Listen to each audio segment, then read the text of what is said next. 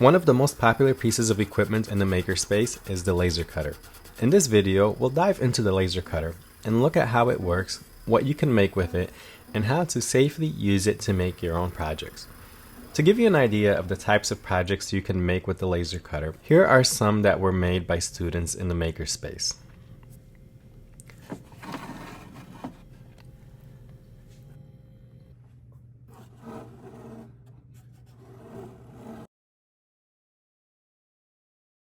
Let's start with what is a laser and what does it do? Well, essentially it's a tool that uses a laser to precisely cut and engrave a variety of materials.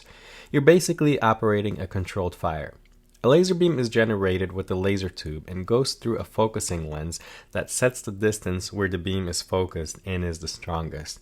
You'll want to position your material exactly at this focus distance in order to get a clean cut or a sharp engraving. We'll go over focusing the laser in a future video. We have two laser cutters in the makerspace. Both are CO2 lasers, the Epilog Zing and the Epilog Fusion Edge. The Zing has a 30-watt laser tube and a work area of 12 inches by 16 inches. The Fusion Edge has a 40-watt laser tube and has a work area of 24 by 24 inches. It's important to keep the size of the work area in mind because the material you'll want to cut or engrave has to be able to fit inside the laser. In addition to being a little more powerful and having a bigger work area, the Fusion Edge also comes with a built-in camera to help you align your artwork to your material. However, both lasers produce the same quality of cuts and engravings. If you have a project that can fit in the Zing, it's better to use that laser and save the Fusion Edge when you need to cut larger materials. The controls on each of the lasers are slightly different, so you'll want to watch the videos on operating both lasers. Okay, let's now talk about what you can cut. I've got a small list here of the most commonly used materials, and you can find a more comprehensive list by the laser cutters. Some of the common materials include wood, acrylic, leather, fabric, cardstock, and other dense paper products. For example, the architectural students use chipboard, which is a thin, dense cardboard material to create their models.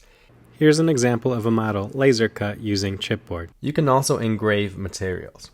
Now, what can you engrave? You can basically engrave any material that you can cut. So if it's on the cut list, you can also engrave it.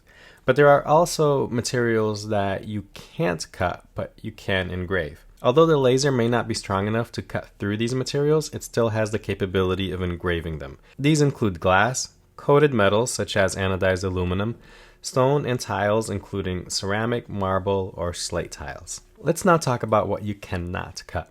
This is very important information that you'll want to remember for your own safety and the safety of others in the makerspace. The unsafe materials fall into two categories. One, remember we're vaporizing the part, so any chemicals that make up the material will be released once you cut or engrave it. And some of these chemicals are harmful to breathe. The second reason is risk of fire. Some materials are very prone to flaming up and catching on fire if you try to laser cut them, so we'll want to avoid these materials. No vinyl and no PVC. Basically, no materials with any chlorine in it. Cutting these materials will release chlorine gas. We do not want to breathe chlorine gas. Other materials in the banned list include ABS plastic, polystyrene foam, corrugated cardboard, and black foam core. Corrugated cardboard and black foam core are banned as they are prone to flame up and cause fires. Basically, you can only cut what's on the approved materials list, which you can find by the laser cutters. The important rule here is to always know your material. If you bring in a mystery material, it does not go in the laser cutter.